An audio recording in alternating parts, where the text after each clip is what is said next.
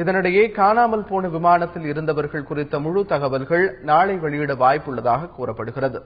இந்த தகவல்கள் வெளியான பிறகே காவல்துறை விசாரணையை துவங்கும் என கூறுகிறார் எமது செய்தியாளர் மீரான்.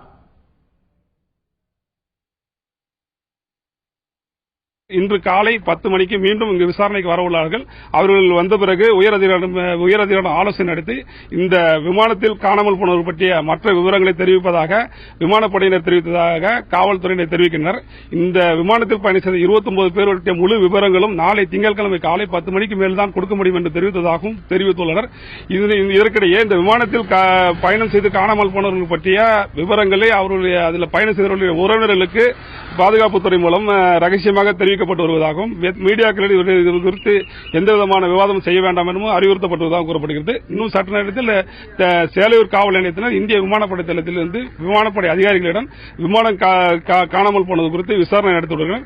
அப்போது அவர்கள் விமானம் கோவையிலிருந்து வரும்பொழுது எத்தனை ஊழியர்களுடன் வந்தது, தாம்பரம் விமான தளத்தில் இறங்கிய போது அதில் எத்தனை பேர் ஏறி சென்றார்கள், அந்த விமானம் கோவையிலிருந்து இங்கு தாம்பரம் விமானப்படை தளத்திற்கு வரும்போது என்ன நிலையில் இருந்தது, இது விமானம் பயணிக்கக்கூடிய நிலையில் இருந்ததா, இந்த விமானம் பயணிக்க தகுதியானது என்று அந்த உத்தரவை பிறப்பித்தார் என்ற போன்ற கேள்விகளெல்லாம் அவர்கள் விமானப்படை அதிகாரிகளை கேட்பார்கள். அதன் பிறகு அவர்கள் இது தொடர்பாக ஒரு அறிக்கையை தயார் செய்து அதன் பிறகு வழக்கு பதிவு செய்து விசாரணை நடத்துவார்கள் என்று தெரிவித்துள்ளனர்.